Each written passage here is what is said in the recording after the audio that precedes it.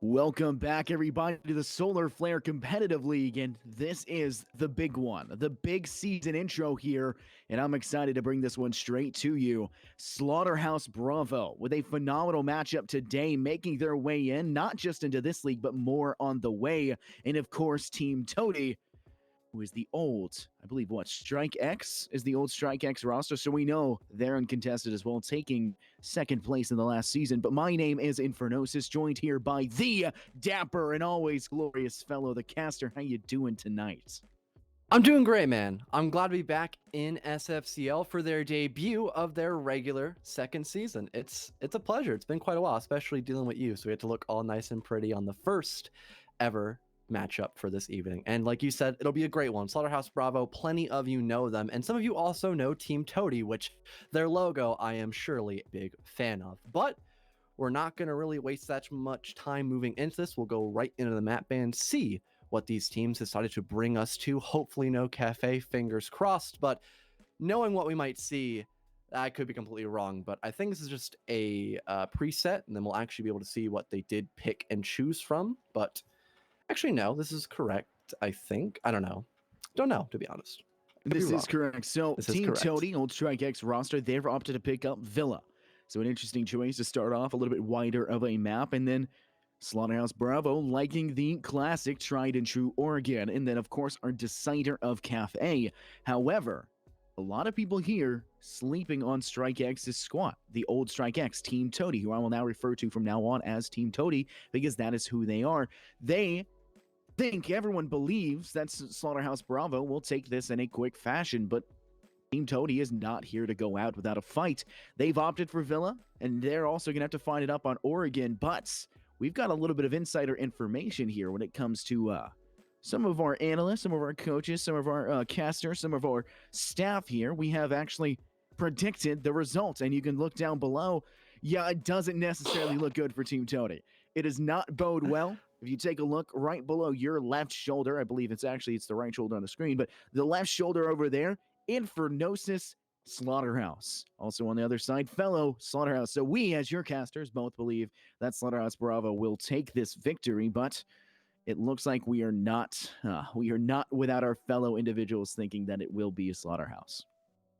And I believe everyone's already in the lobby. So once we get those two readies up, we'll get right into the match. And man, it's good to be back. And thank God that at least for Cafe, it was sadly selected. At least it'll be a decider. So we won't have to really have it played just yet. We got plenty of time to wait before that happens. And just still waiting on a couple players here and there. They're making sure they have their mosses done correctly. You know, got to make sure everyone's playing at their highest level. Louise.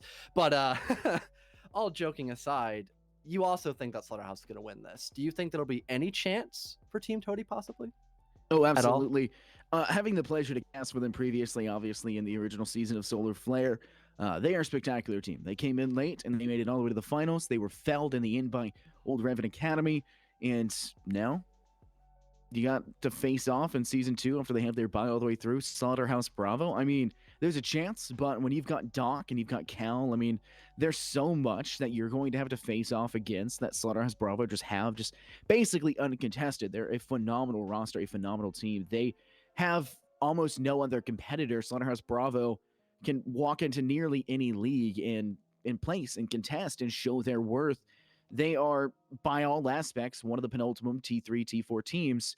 And Team Toady, who have wanted to put themselves out there as that same level, have a lot they need to prove. And obviously, they will have to do everything they can. With nobody here in the SFCL production staff voting for them in terms of predictions, that doesn't necessarily bode well. But what do we know? We don't play the game. We're terrible at it. That's why we're casters. That's why we run a league. That's why we do everything else, because we may not be, very good at the game, but we absolutely love the spirit of it. We absolutely love the environment, and we will fight for your right to play it and contest with some of the best, and that's what Team Toady is trying to do right now. Slaughterhouse Bravo, they're a shoo-in, but Team Toady, don't look down at them. Yeah, they'll definitely be the big underdogs of this matchup. Like you and I both have said beforehand, none of us voted for them. Not a single soul in our production has any chances that they will win this up. But hopefully they do, because then all of our numbers for match number 2 would be a big fat 0. And I think that would personally be hilarious. So, hey, maybe they'll actually be good to go. But I think we might be still having a little bit of a minor altercations. We will be starting at 16 minutes. So we've got, No, got a little bit of time. Six. We're starting in 1 minute. We're starting Okay. straight Well, I on can't time. read. This is Solar Flare Season 2. We're starting immediately. No downtime. Oh, These wow. teams, No they're ready. delay. They have everything set up. They got to be ready to start, and we got to be ready to go. We're not letting anything stop us from watching two competitive teams like this play off. Yeah, apparently I still don't know how to count properly, so that's my fault. And there we go. We're finally in. Okay, I was really jumping the gun there. That's my apologies. I do hope that I don't make that mistake moving forward for match number 2 and onward. But hey, we can go to the map bans or ban. Jesus Christ, why am I making so many issues on the debut? That's really awkward, but the operator bans. There, I said it correctly. Now we can talk about them because they're happening right in front of us. And probably the first one to go is most definitely a Thatcher. And if I get that right, I would be very happy. Probably we'll see a Thatcher Okay, come through, good. and in fact, we do see that Thatcher come up in our second ban to have to worry about here in this situation. You're going to have to worry about whether they want to remove a roam denial, whether they want to do something else. I think it'll be a roam denial, and in fact, it will not be. They'll do a hard breacher instead. I mean, we've seen, especially in collegiate, you see Jackal get banned out. You've seen Nomads get banned out since Villa is such a wide map, but a hard breacher, and especially a ranged one like Ace getting banned out, nothing too shocking. But the mirror ban comes through as well. That's a guarantor. The next one to come through, I mean, it could be a Kaid, it could be a Maestro, which I think is a little bit more competent of a ban for this map. Even a Malusi for stopping a little bit more of that roam for such a large and wide-styled map like Villa is a good decision. But it's really ultimately up to Slaughterhouse Bravo. They went with a go-to for Thatcher, and they'll go with another go-to. They'll take Valkyrie because they just don't want to have to deal with that loads of information that Team Toady may bring to the table. Yeah, she's probably one of the best intel gatherers in the game just because pretty much anybody on their team can use her quite effectively. It's unlike Maestro, where his evil eyes are pretty active throughout the whole round. It's much more passive for Valkyrie. I mean, obviously, you still use those black eye cameras, but at least there's not a laser strapped to them that only that operator can use. So anybody in the right position can make a lot of impact with those black eye cameras. That's why she's banned a lot. She's just very versatile. And there goes Doc. Don't want to see that happen, but it's all right. Probably just a Moss issue again, and I'm not going to make the same joke twice. But at least everyone else is doing completely fine. Most operators have been selected. We'll just have to wait here for another minute and have to stall for a little while, but we're used to that. Yeah, okay. aren't we all? Honestly, now, Yeah. Who was that? That guy? Is it Doc? Doc. Doc, really? Yeah. Well, he's gonna need to call a doctor for his computer because apparently something's wrong. Something's not working. So, but I mean, we can talk a little bit about what we're expecting to see for Villa, the first objective Aviator Games. Nothing too shocking when you see an objective like this. It's your go-to objective. The second one being that statuary in hunting room or trophy room objective. You're guaranteed at least one of those to be played first off. It's pretty rare to see that kitchen and dining down below on that first floor tertiary choice to go first, but some teams like to spice things up and go for it. But I think the big thing to keep an eye out for is going to be Doc. I know for a fact Doc likes to play some interesting operator choices. I'd love to see a Maestro come through, as we obviously don't see one here. So we do have the smoke, so Toxic Bangs will be coming through. You have to deal with the SMG-11 and, of course, the Moss. But you got no Rooney. Going to have to deal with either that Roni or going to deal with the Mark 14. It's really up to the dealer's choice. Probably the Roni, because you do see a lot of Arunis nowadays being roamers and actually having the ability to take themselves away from the objective and play off-site. But it's interesting. It's saying to me as a player, the Rooney can deal with both things. They can handle both sides of a coin, flip it up in the air, and a Rooney can, 10 times out of 10 work 100% of the times. Yeah. So it's just not gonna lie, zoned out a little while. But good news, Doc has returned, but someone now has taken his place on the leaving term. Yes, Cal. He had to restart his game due to, again, a Moss issue. My God, I wish Moss just worked for these players a little bit more conveniently, because now it pushes everything behind. But that's okay. I liked the little tangent you went on there. It did definitely use up a lot of time that we have to now stall for. But Villa is normally defender favorite. Maybe that'll give Slaughterhouse Bravo a pretty advantageous lead, but there's always at least one bomb site that just every team has a lot of troubles with. And, there's a couple of wild card picks. In Pro League, as a matter of fact, a couple days ago, I actually saw the complete worst site of Library defended. And Mirage ended up winning that bomb site once or maybe twice against SSG, which I thought was pretty damn impressive. So maybe we'll see that there. Maybe Slaughterhouse Bravo has been doing their homework on Pro League, perhaps, but I could be completely wrong. You never know. But it is always something nice to think about. Yeah, I think that if you're going to play that objective, you either have to be insanely good at what you do, or you have to be clinically insane. And I don't think many of the teams here, this is a T3, T4 for a reason, right? You do have these players at this level. They're good. They're very good.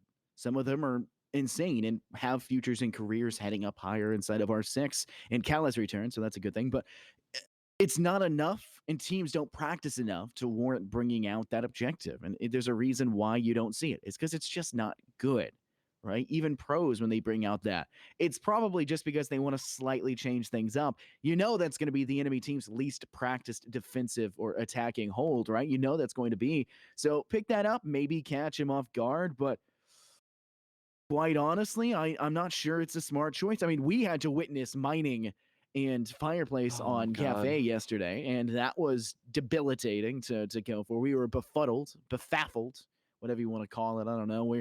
It was not a good time, to say the least. I mean, it was But ended. yeah, we befended, as we had called it at the end, because it was just not a good time. But this is going to be a good time. We're heading straight in now. We're going to be seeing this map finally come to fruition, and Villa will finally have to be played out. Round one. And we do see Cal is on the smoke, and Doc has picked up the Jaeger, so we will see the 416C come out, and we'll see Malusi, that I had mentioned is a pretty good band for this map. Yeah, so pretty standard lineup throughout the most part. And on the side of Team Toady, they have a great lineup as well. The Habana for some hard destruction, maybe in towards hunting. That way no one can be sitting in that back part of the bomb site comfortably. Then you can also make a nice walk in or crouch in hole in towards bar to go for that default plant if you ever so choose to, or even just making a nice sight line in through the aviator part of the bomb site for even more silence in towards hunting, whatever you ever so please to do so. But Slaughterhouse Bravo is anticipating some type of hard destruction from that part of the map, so they're going to extend a little bit near that main stairwell, that deployable shield being one utility that they're going to dump into that part of the map. So yeah, this is honestly pretty standard. I think the only thing that we don't see here is the Wamai, but that's most likely being traded out for the Aruni, which personally in the current meta I think is a much better option overall. Absolutely. Currently, as of the current moment, you're seeing this eastern side spawn towards balcony. Nothing too shocking when it comes to that. Team Toady looking for maybe a chance to find an early pick, clear out this master bedroom side, work your way from the east, a little bit towards west to clear outside trophy and statuary, then make your way all the way over to the south and clear out absolutely cleanly. This is not the situation you want to be in if you are Slaughterhouse Bravo, if you let them have it. Team Toady, they need to be able to step in, and if they're uncontested in the process of clearing that section, then Slaughterhouse Bravo will be able to, I guess, get shut down on sight. Because if they don't have somebody holding, like, you need one in Astronomy, you need two players probably sitting inside Showroom. You have Bills currently sitting here looking for a chance to maybe catch a player stepping outside a master bedroom. But when you've got two players looking towards that master bathroom side as well, stepping towards Astronomy, I think there's one already in Astronomy. It could be a bad situation. Shots attempted through the wall. They brought the Rooney out, and they'll find one. They'll take the kill into Nacho, but Corn and a refrag. They'll take it from outside of Stable on this rafter side. Bills out for the count. An even trade. 1-1 for both sides. Now tied in a 4 versus 4 with a minute and 40 left. Bills has done his job pretty well, though. There goes your Habana player of natural, and now there's no hard destruction. They can't get that hunting sight line opened up.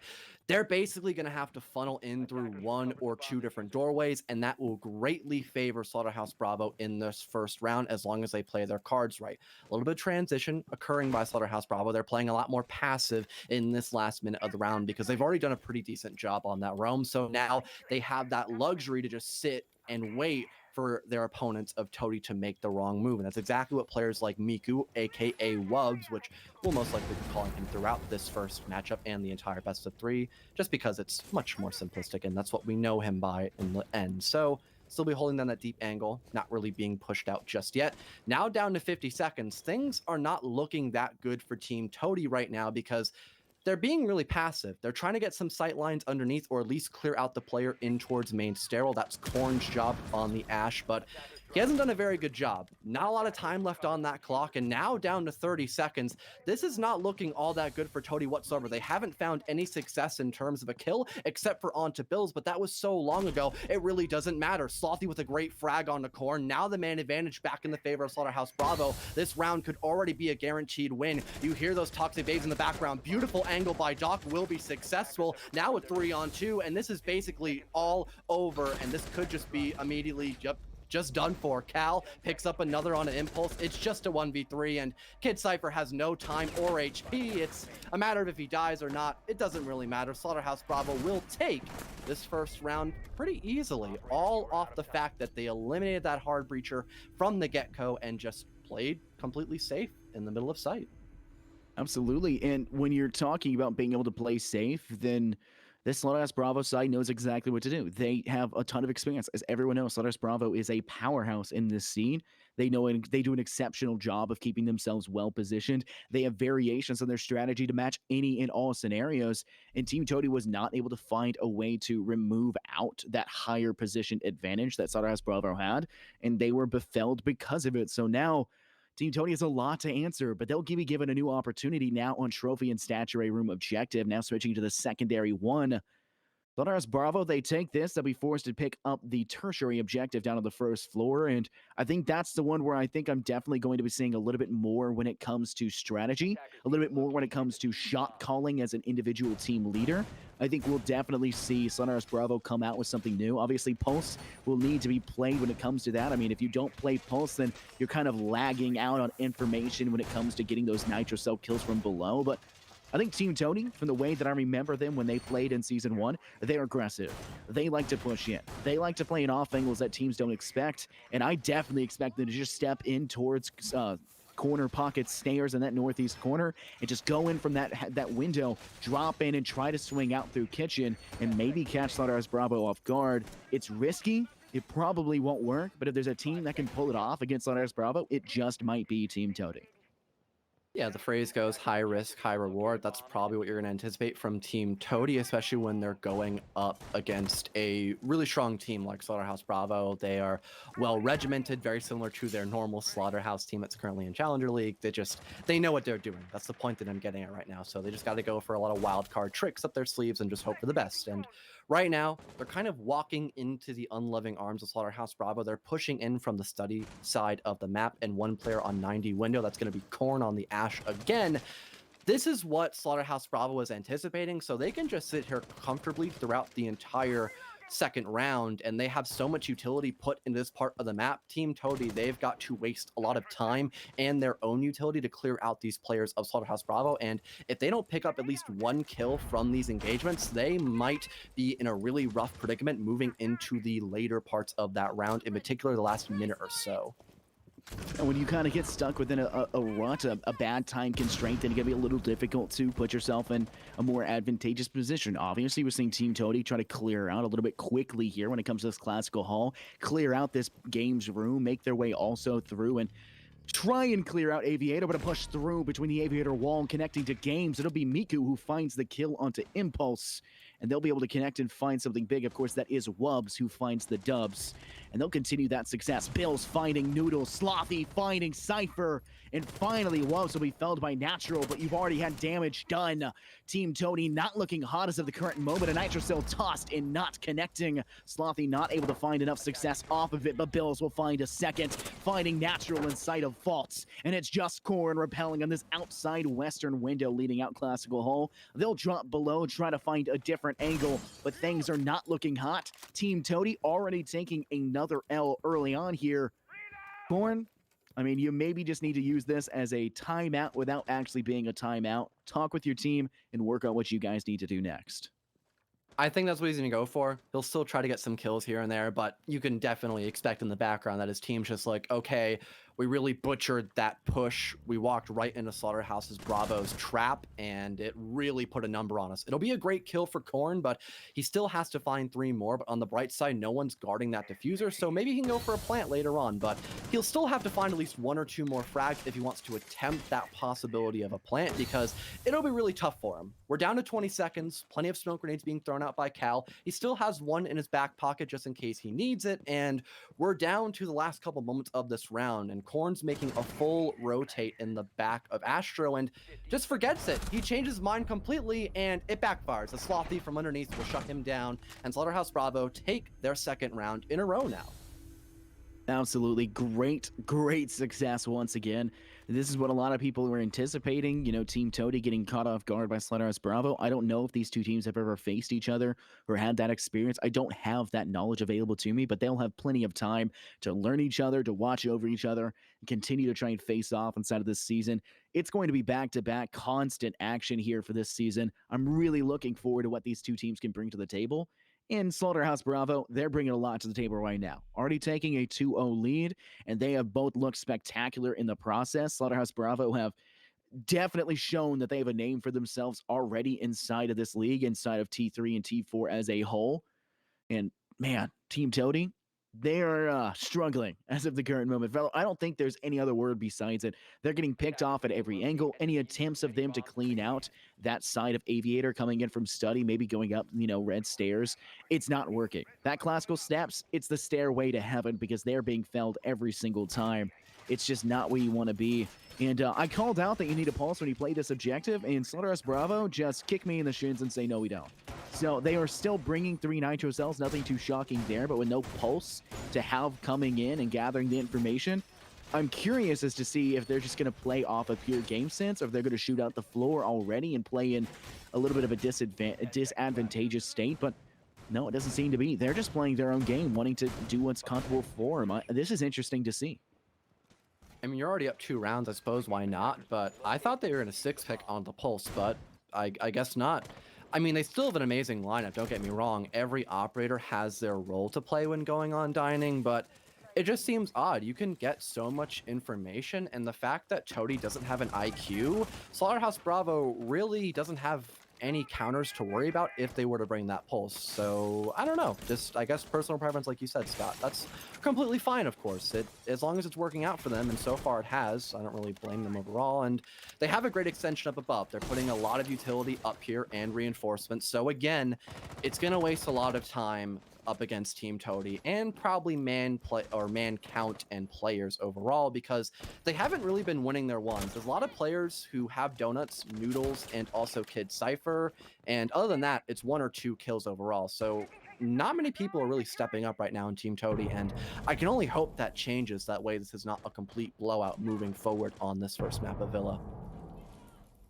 Yeah, unfortunately, you're going to see Doc now playing a position inside Master Bathroom. This is a smart position for him to go in. I know one person, I think we all know who he is, calls it an apex positioning, with this shield placed in a little bit more of a aggressive spot, trying to take that angle early on.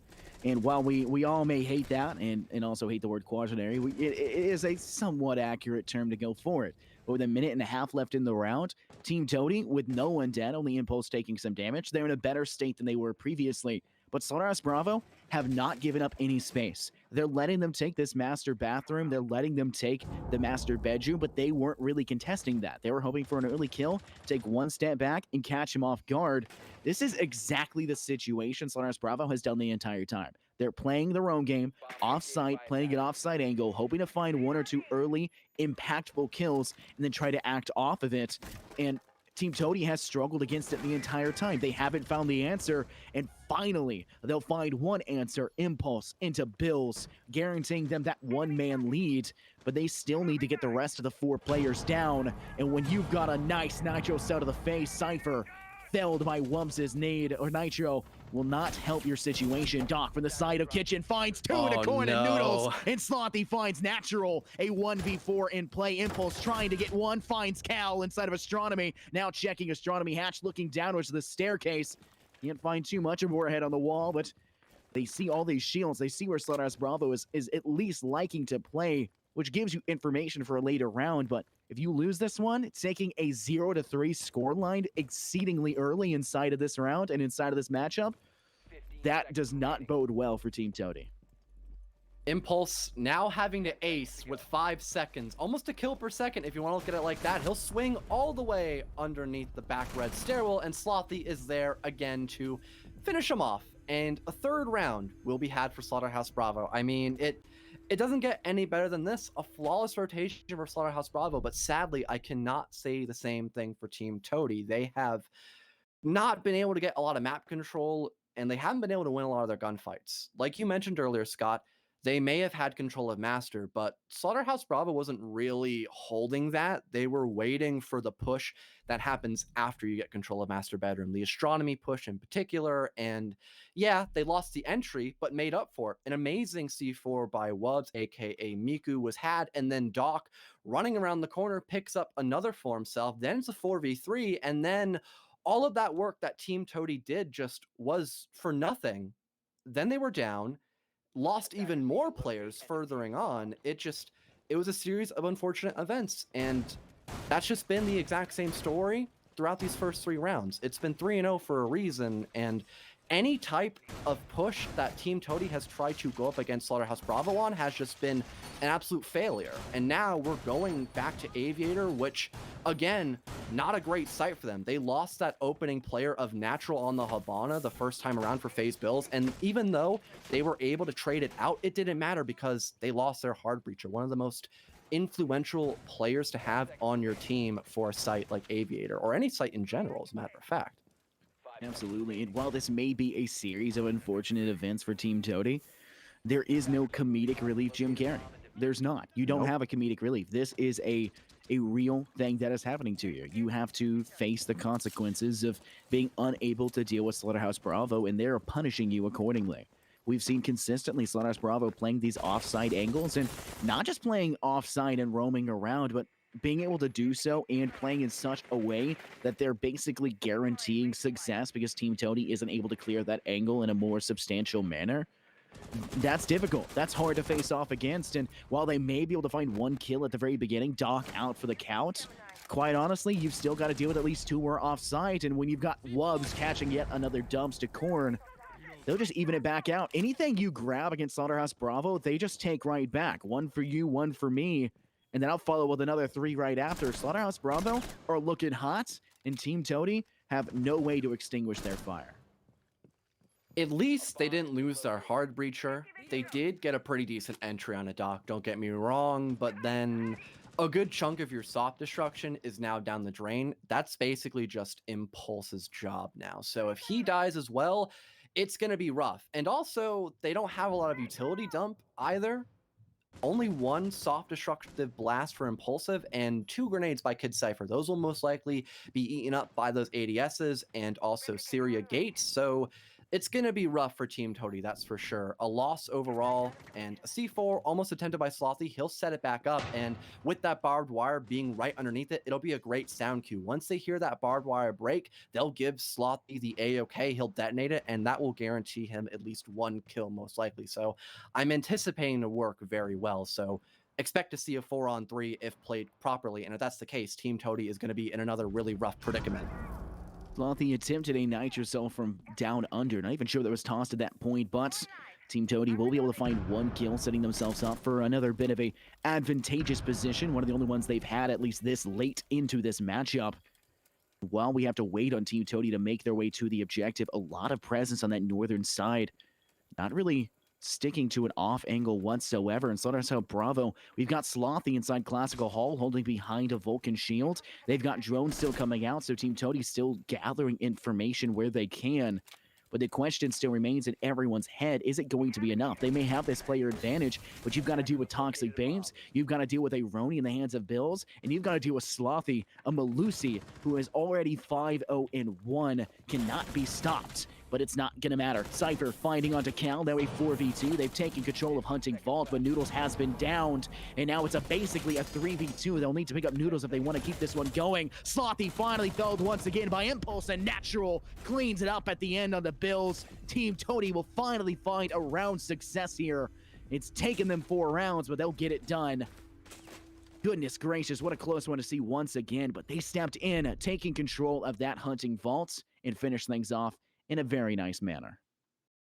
They were able to keep the man advantage in their favor and not lose their hard breacher, which was great because then, like I said, all the way beginning of the cast, they got that hunting part of the map opened up and it caught Cal completely off guard on that smoke pick. And then he just died immediately.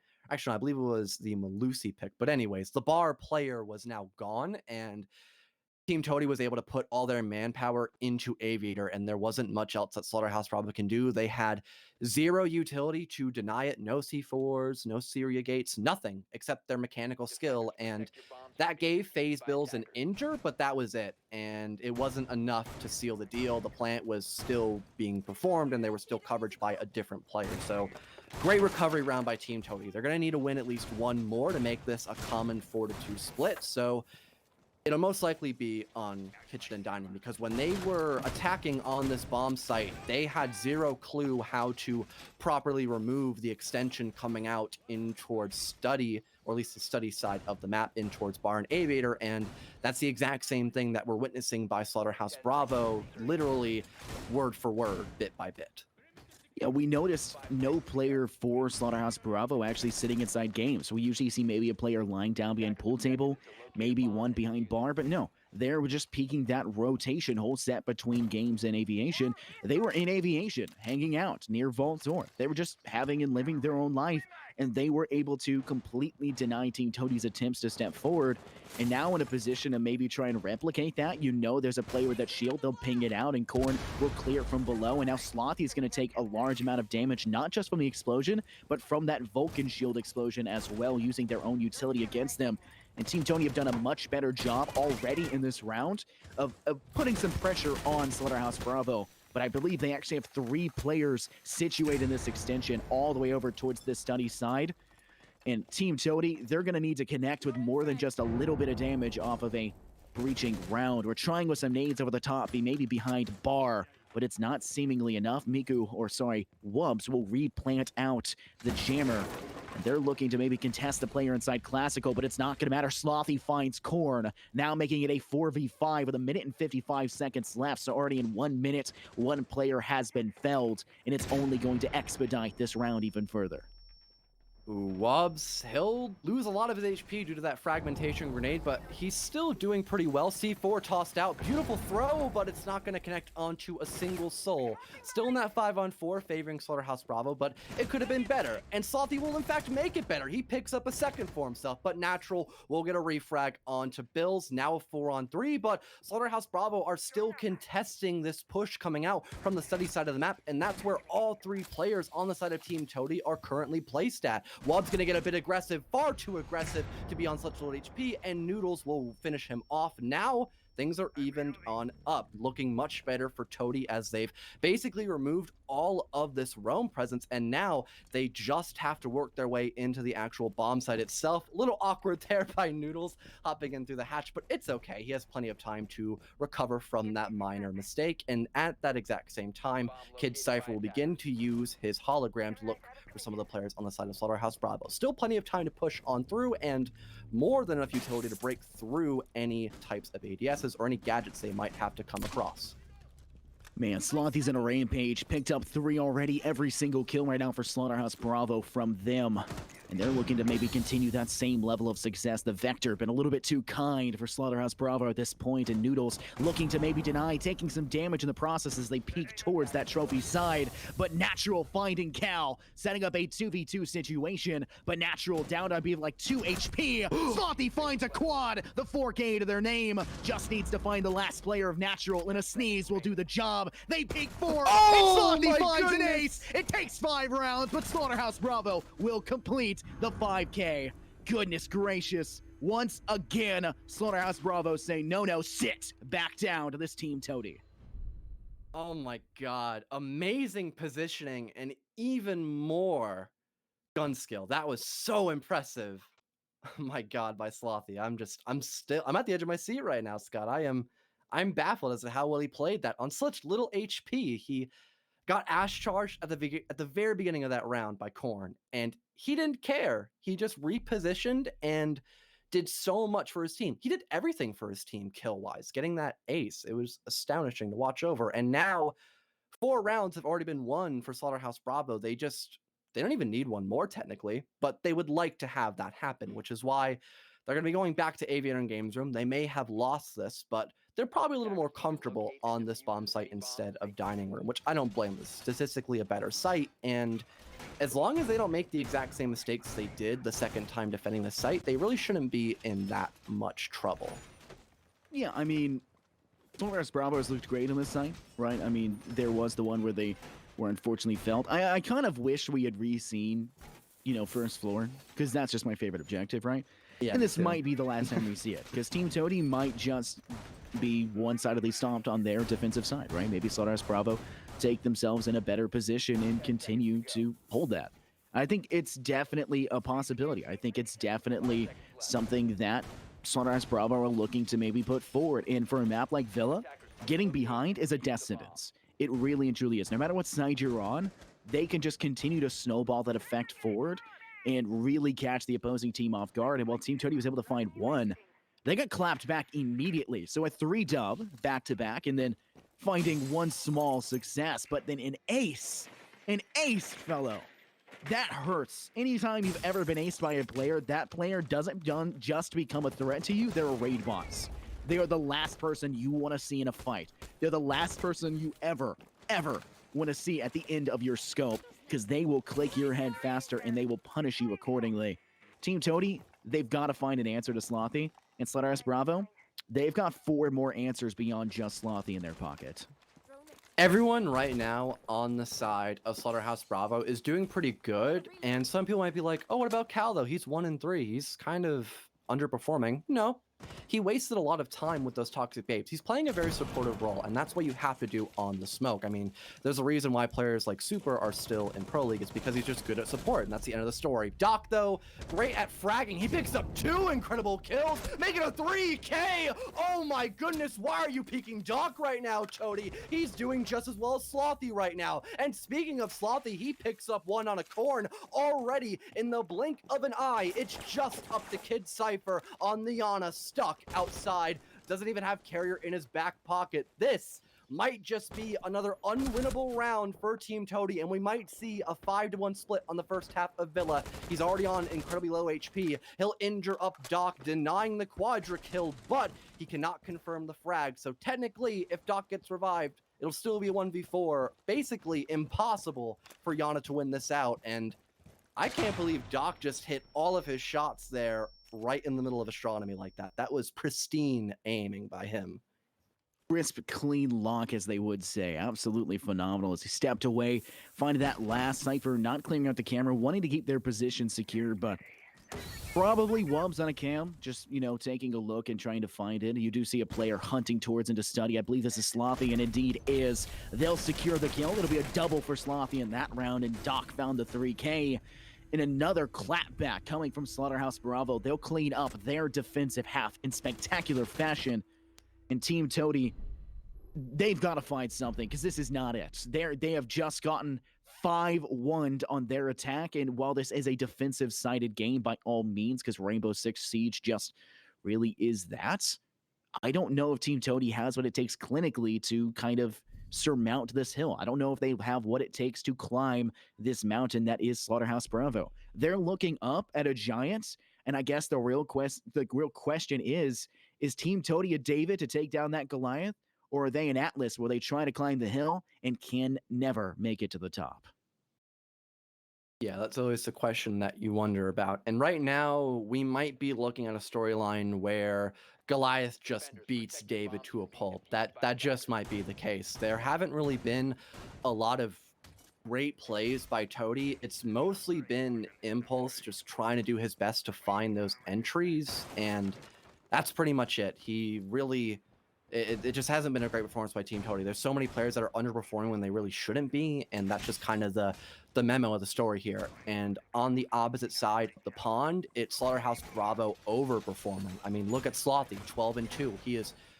He's cracked out of his mind right now, and Doc isn't that far behind him. He's 6-1. He's just a half version of Slothy right now. So if we keep seeing these kind of incredible plays coming out by Slaughterhouse Bravo, then I don't see what's stopping them from winning this first map on Villa pretty successfully.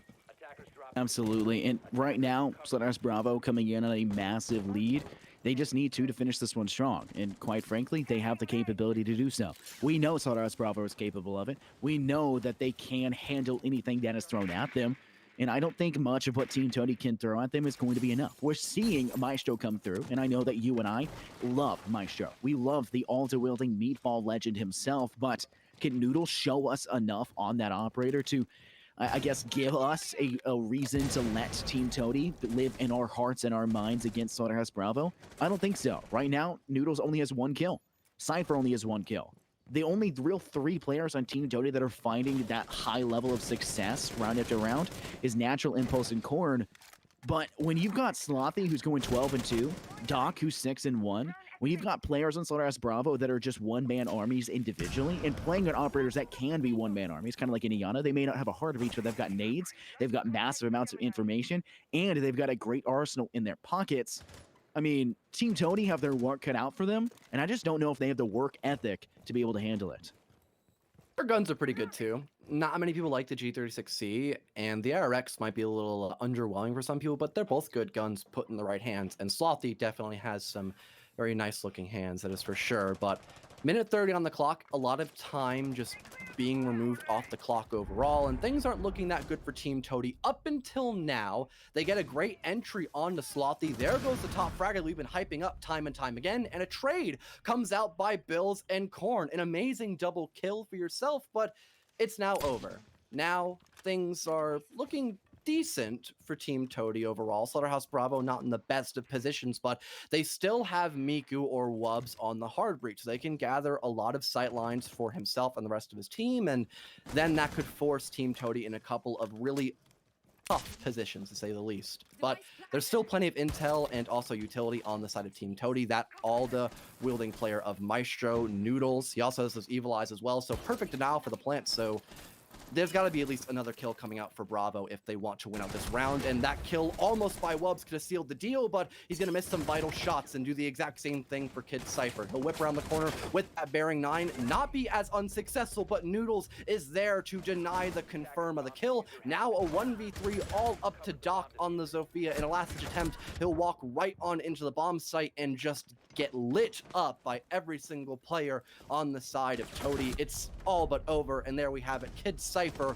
will put Doc out of his misery, and Toady will take the 7th round. Absolutely phenomenal round. Finally, Team Toady able to find success. Maybe they just needed the defensive switch. Maybe they needed to find themselves in a position where they can find rapid levels of success, but they're going to need more than just a fluke round. They're going to need more than just 1 round win to have. They're going to need more than just a miracle to be able to win this game. Slaughterhouse Bravo, with a massive lead, still 3 rounds ahead, they have a little bit of wiggle room. They can make a couple of mistakes. They can make themselves be, I guess, a little bit, they can play a little out of their comfort zone. They can try to get spicy with it, find something and have fun with it. But if Team Tony is not able to adapt, overcome the competition, then they will be felt here in Villa, and we'll have to see Oregon get played next. And I know that we're going to see Oregon no matter what, but the question is, how soon are we going to? Can Slaughterhouse Bravo clean up the next 2 and we'll head over there very quickly, not even 37 minutes after the game had started? Or are we going to see Team Toady surmount the comeback and attempt to make Slaughterhouse Bravo work for their money, work for the chance to go forward? I'm not too sure. It's anyone's game at this point in time. It is a literal toss-up. But Slaughterhouse Bravo, with their attack coming forward and how quickly it was dismantled that last round, Team Toady are showing me, at the very least, that they don't want to go down without a fight. Yeah, that was a great recovery round, but like you said, it all could have been a fluke. But they are going to Trophy and Statuary, so they have a really strong chance of winning this. And I like their lineup. They have a lot of anti-utility, I guess, the Jaeger Wamai combination that was so prominent a couple of seasons ago, that old school 20-second meta. The Maestro, again, another great operator. He is just a one-man army, if you want to call him that. He's got pretty much everything that you would want on an operator, even though an ACOG would have been nice as well, even though they removed that such a long time ago. But his gun is still great. It's still a friggin' laser beam, and it does so much damage that it's just, you shouldn't try to contest him in those 1v1s. It's almost impossible to win them. So I like the point I'm getting at is I like Team Toadie's lineup, and as long as they play their cards right, they have a really strong chance of winning this next round on the 8th one. Absolutely. I think at this point in time, when you've only got 2 minutes left and no frags have really come through, then you can kind of put yourself in a little bit better of a position. But is it going to be enough? Can you completely find success, or is it just going to be like some small sample of what could have been? And I think that Team Toadie on the defense can maybe continue to try and find that, but it's going to be a toss-up. Shots as Doc will attempt to find one, but instead of Slothy, who finds Natural, guaranteeing a first and a second pick. As Slothy cleans up as well to Cypher. Bills is felled by Noodles, and Cal finds Corn. Now set up for a 2v4, and it's looking like Slaughterhouse Bravo will find themselves a round as Slothy cleans up yet another into Impulse. It's now a 1v4, and Noodles is the last man standing. Blood on the floor, able to clean up one onto Doc, but Cal finishes off the round, and Slaughterhouse Bravo will bring themselves all the way up to match point. Well, I had a lot of hope for Toadie, and it didn't happen. You hate to see it, and now Slaughterhouse Bravo have brought us to match point. 6-2, they could end it right here. We either go to the exact same bomb site, or we go the quote-unquote tertiary bomb site of dining room and kitchen, and it's going to be dining. So this is probably the most favorited site for when attacking on Villa, other than, of course, library and living room, but nobody goes to that bomb site, so we're not even going to talk about it. And the lineup for this bomb site is a little bit questionable. We'd like to see that pulse pick, and we actually are going to. So no Maestro, which was probably the only thing I was concerned about. So now there's a total of 4 Nitro cells to be had on the side of Team Toadie, so that can most certainly deny most of that vertical play coming out by Slaughterhouse Bravo. It's just a matter of, can they be in the right place at the right time? And I think the answer for that should be a yes. Absolutely. I think that... actually, you know what? I'm going to take a weird angle here. I think that if Slaughterhouse Bravo can take 2 rounds back-to-back of losing, then Slaughterhouse Bravo won't really know how to recover.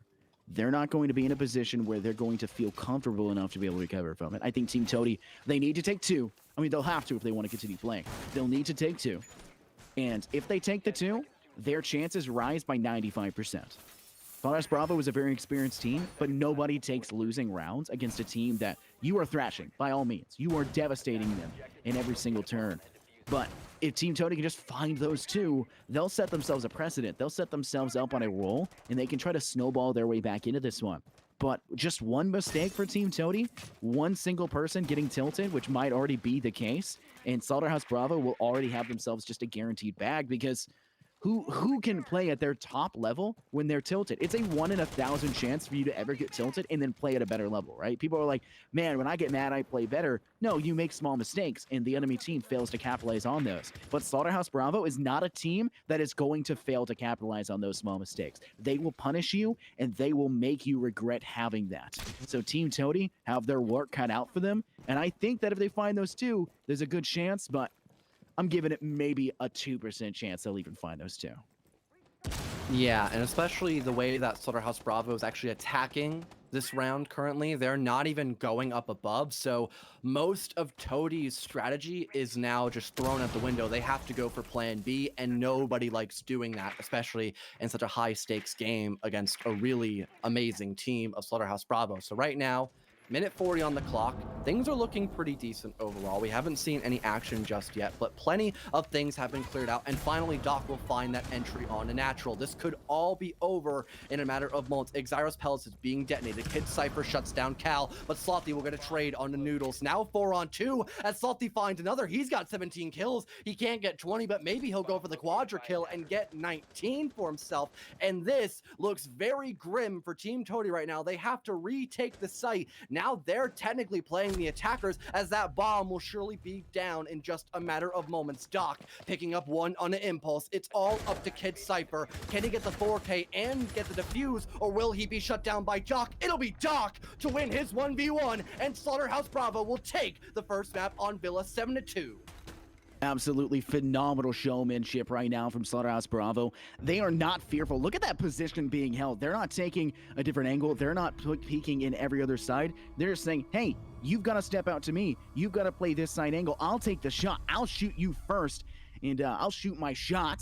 I guess, you know, any shooters out there, wink, wink. No, but I mean, Slaughterhouse Bravos, they're doing just that. And with Slothy dropping a 17 bomb, that's monstrous. That is, like I stated, that raid boss. That's the player you never want to see at the end of your crosshair. And while it's always the thought is, hey, I can see you at the end of my crosshair, that means I can just click, but you're already dead. You're already falling down to the ground. You're already crumpling like a house of cards. There's nothing you can do, and Slothy is just unstoppable like they were in that map. It's just a phenomenal way to go about it. And they were just devastating to try and face off against. I was devastated looking at them. I mean, that was insane. I would never want to play against Slothy ever. I want to get Slothy on my teams when I play the game, and I don't even play ranked. I just want somebody on my team that isn't a throwaway. And quite honestly, Slaughterhouse Bravo are just showing they're not a throwaway team, which we all came into this expecting. They are a well-versed team, and they're looking unstoppable. Yeah, I mean, they just did everything perfectly. They only gave away 2 rounds that entire best of one. Really impressive work. And the last couple of rounds, they really threw Toady off guard entirely. They probably were anticipating that top-down roam clear, very similar to Cafe, which we'll see hopefully later on if we do go 1-to-1 split for the map scoring. But like I was saying, that top-down roam clear can be countered really easily when you have a plethora of nitro cells in your kit. And we didn't see any of them, if all, a lot used, because we just saw that living room sided push. Gunfights were had and they were won by Slaughterhouse Bravo. And then all the roamers up above had to come back into sight in a 4-on-2. I mean, that is one of the most difficult positions to win up against. And it was proven pretty well by that because they just lost it. And Slaughterhouse Bravo pretty easily took that first matchup win. But we'll go into a short little break, make sure everything is top notch moving into the second matchup, which will be Oregon. So maybe we'll see another clean sweep by Slaughterhouse Bravo, because a lot of people would like to think that those are two very similar maps, as they are both very defender favored. But like I said, short little break going into that right now. We'll see you all very, very soon.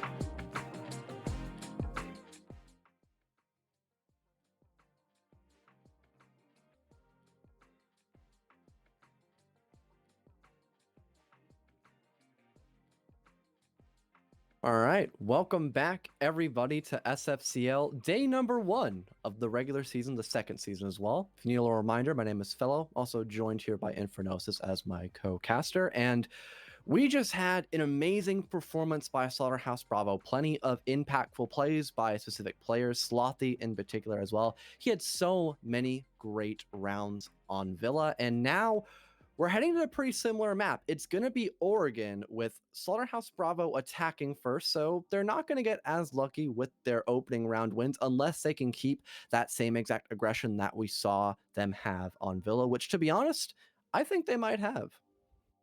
Yeah, I think so. I think one of the big things we need to keep in mind, though, Oregon, we're probably not going to see a Rooney as much, right? I mean, like I've seen some players bring a Rooney to the table for Oregon, and it sometimes works, but it's just a little bit too inconsistent, I would say. It's just a little bit more difficult. Obviously, Cal really likes Smoke.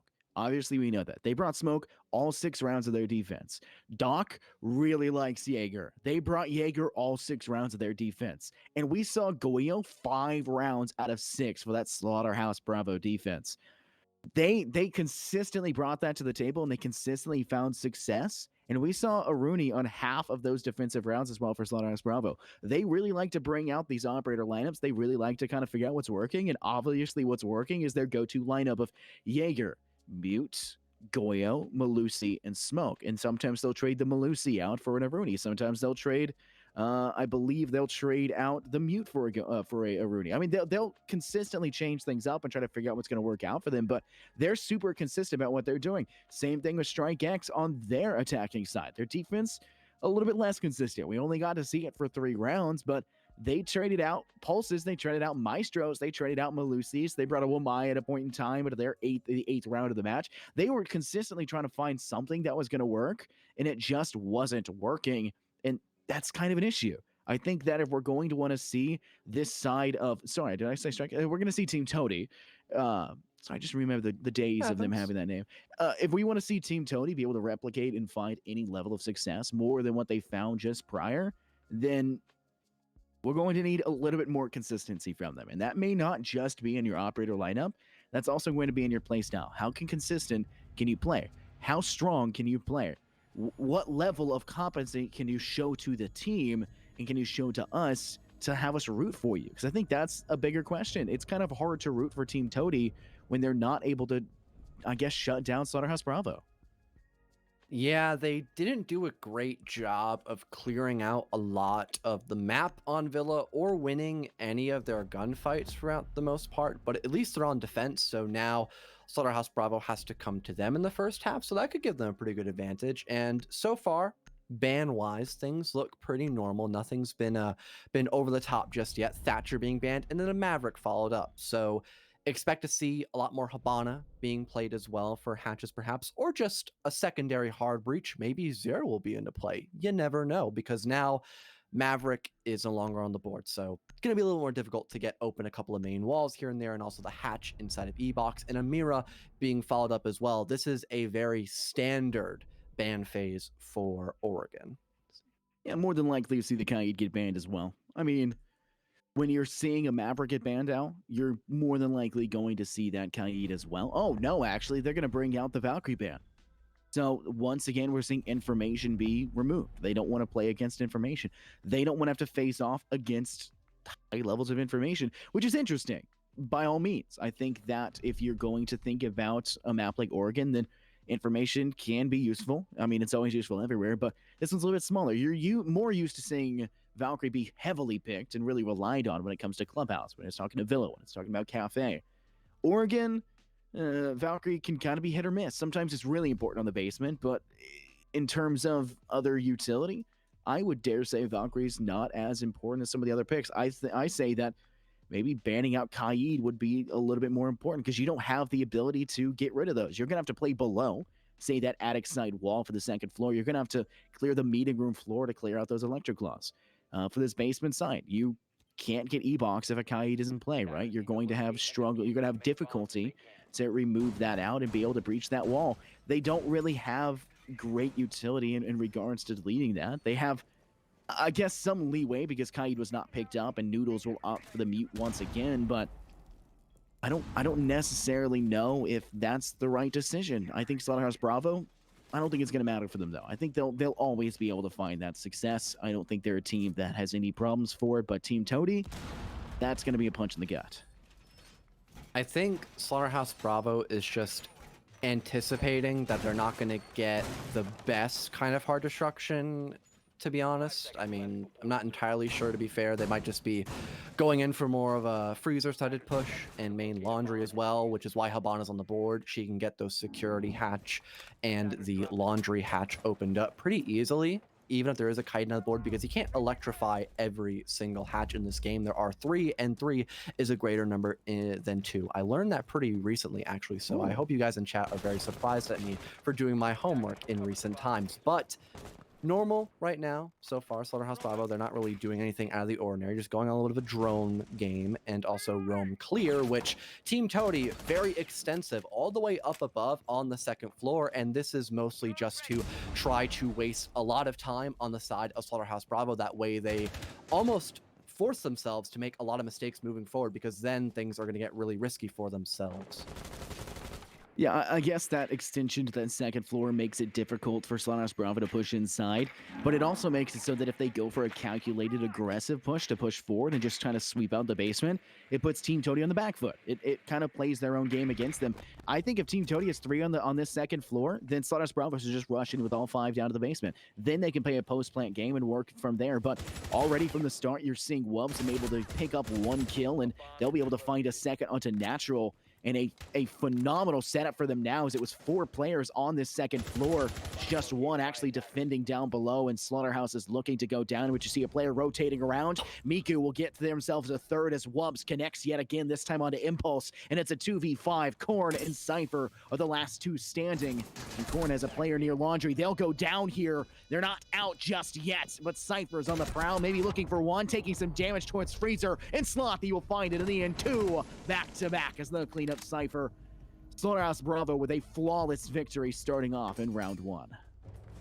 And they kind of did what you wanted them to. They still cleared out up above, don't get me wrong, but the kills that they found were the players that were actually in the bomb site and that basement floor, and then it was up to Mozzie and Vigil roaming to come back into sight. We saw that on the last round of Villa, and it worked out horribly for Team Toady. They lost that round, which is why they're now playing on Oregon, and history did in fact repeat itself, this time though on a different site and map altogether. But still, an amazing opening round win for Slaughterhouse Bravo, and the more round wins they can get on this attacking side, the better off they'll be. And sad to say, we're going to the exact same bomb site, but I'm anticipating that Team Toady will have a much different approach to this bomb site, because it looks to be a lot more turtle based on the lineup that they're bringing.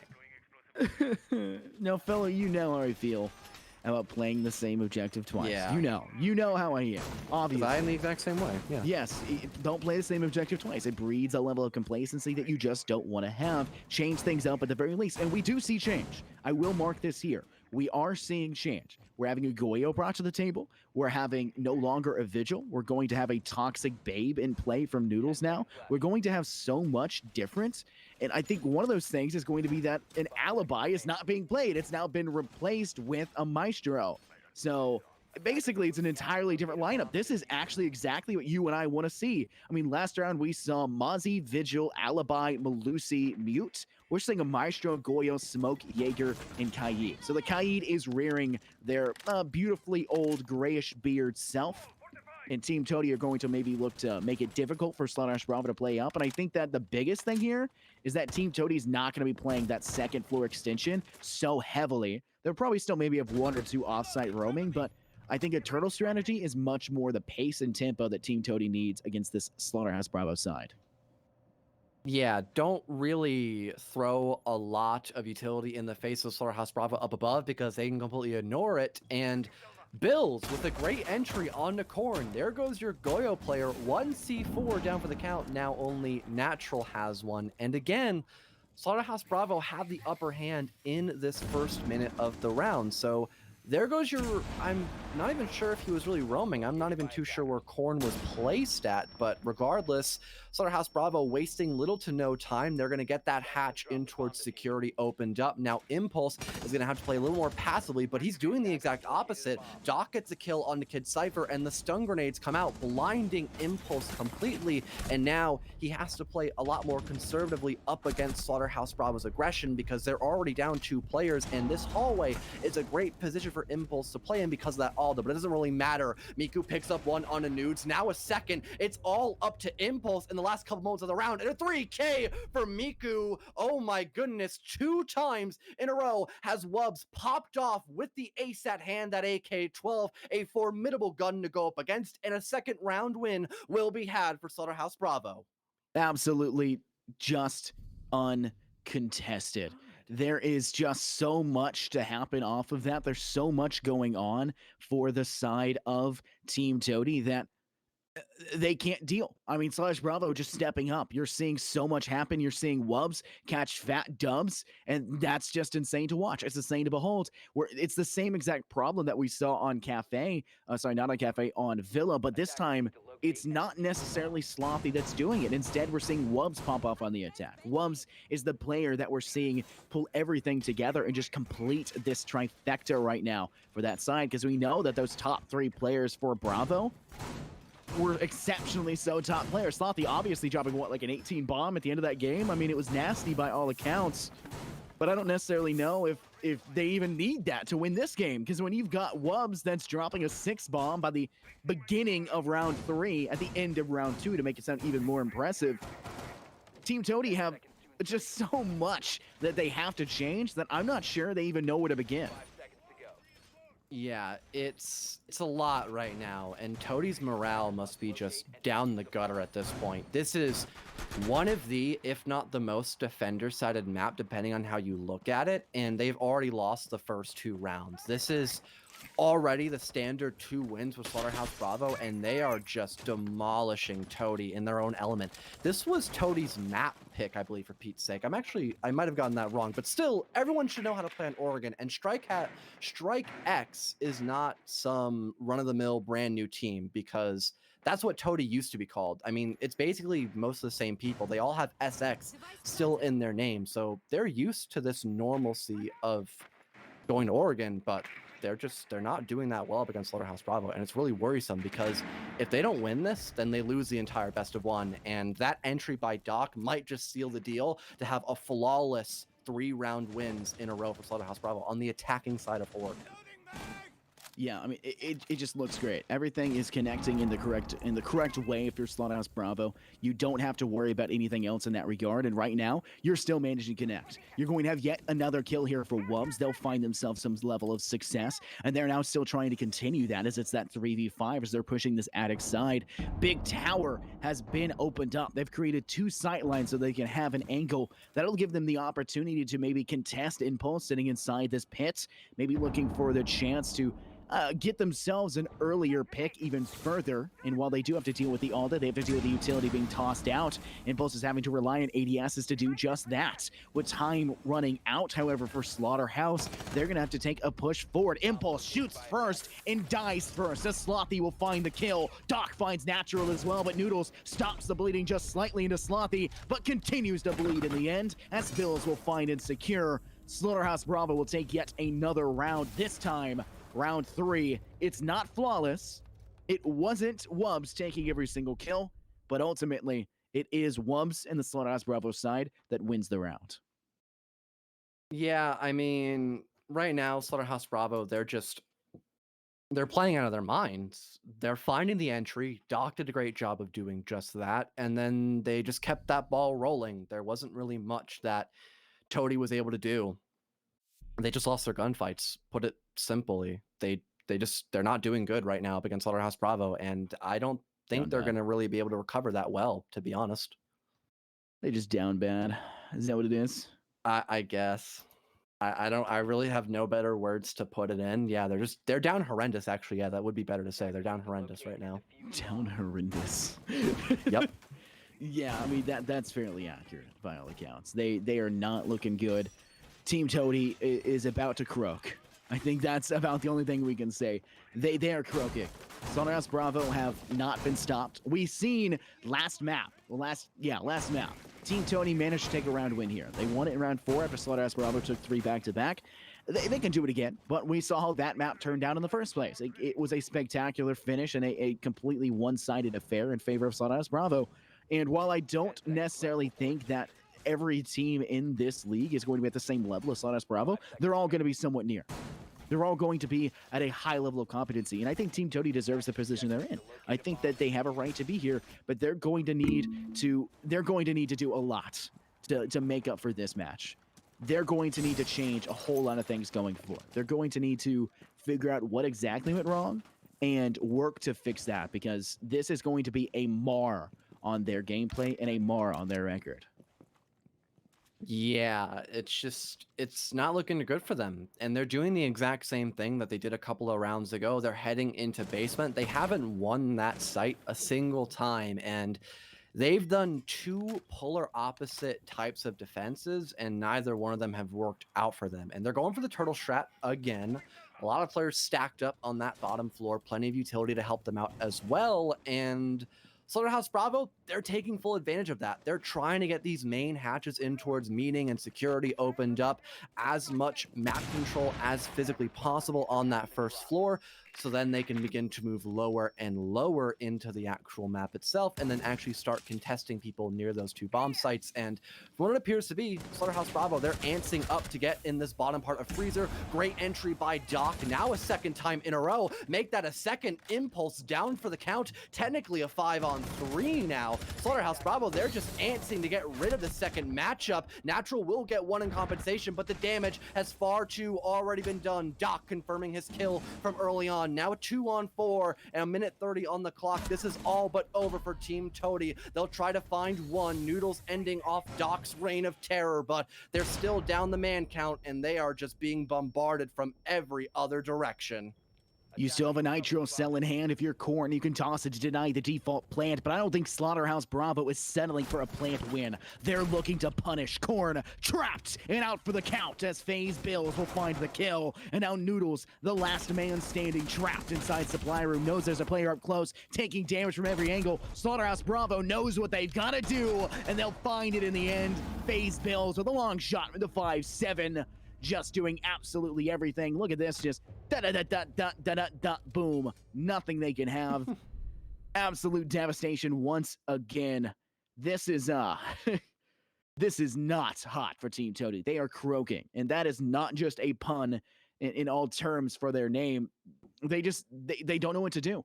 They are a fish out of water, and while frogs are amphibious, you know, they still need water, if I remember correctly. I may be incorrect about that. Well, you're illiterate. I'm just stupid. But they've got to find something, because they are floundering. They are completely succumbing to the pressure Slaughterhouse Bravo brings up to them. They're not able to find trade kills. And, I mean, just basing off the information we got from last map, Natural got the first death in 4 rounds. 4 rounds. Meanwhile, Slothy found the first kill 3 times. We had Doc, who found the first kill 2 times. I mean, it's insane to see that in all of map 1, the only opening kill I believe we had was Impulse for this Team Toady side. They found 1 opening kill in the entire map. And he hasn't even done that this time around. He's 0-4.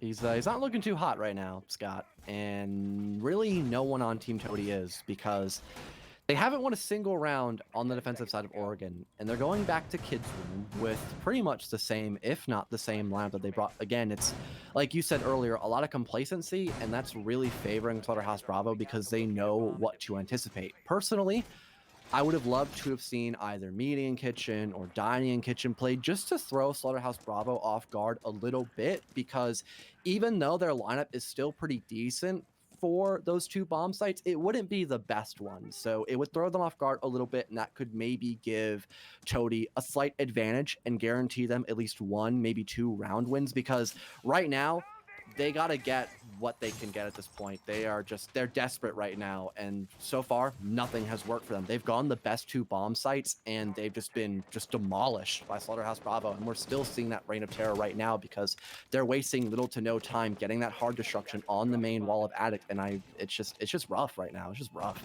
Yeah, I mean, it absolutely is by all terms. I want to point out something I think is kind of funny. Our stat people can't actually hear me. They can't actually hear us. And they wrote on our stat sheet for that last round, Bravo now just going for frags and winning. I stated that, and they came to the same exact result. So it's interesting. So apparently our stat people, they actually know what they're doing, but I'll tell you who knows what they're doing a little bit more. It's going to be Slaughterhouse Bravo, Slothy fighting Impulse, and Bills hitting that 360 no-scope kill to Cypher. Really enjoying that phase part of their name. It's going to be a 2v4 now, and Team Toady once again not looking hot. Noodles situated by the actual bomb inside of Children's room. Natural, however, with the mute, it's just going to be these SMG-11 players. They're anchoring side. I think he's currently sitting inside of Armory, but it's just once again not looking good for them. Slaughterhouse Bravo are just decimating every single off-site player and making it impossible for Team Toady to even play the game. This is like bullying at its finest level. They're just saying, no, you're not allowed to play the game today. This is my game. Mom, let me play today. I mean, it really is what it is. Yeah, Slaughterhouse Bravo really the big brother in this matchup because they're not letting their younger ones win this one out. Noodles picks up an important kill, but Miku will not let him get a second. Now 1v3, all up to Natural, and he's got a lot to work up against. Miku, one of the strongest players on the side of Slaughterhouse Bravo, is still alive and well. He tries to go for the kill, and he gets it! A 10K for Miku already in the 5th round of this game. 5-0 for Slaughterhouse Bravo. My God, they are just beating up Team Toady to a pulp right now. This is a game of stop hitting yourself. Like, oh my...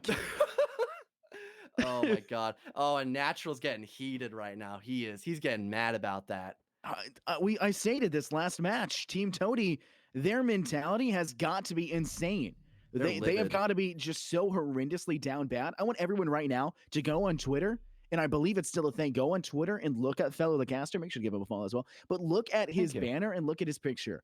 It is Fellow's perpetual down bad phase. That is the exact mood of Team Toady right now. They are so far down bad that it's honestly worse than that image is. And their mentality is so strapped. It's such a deficit that Slaughterhouse Bravo are walking in and just shooting.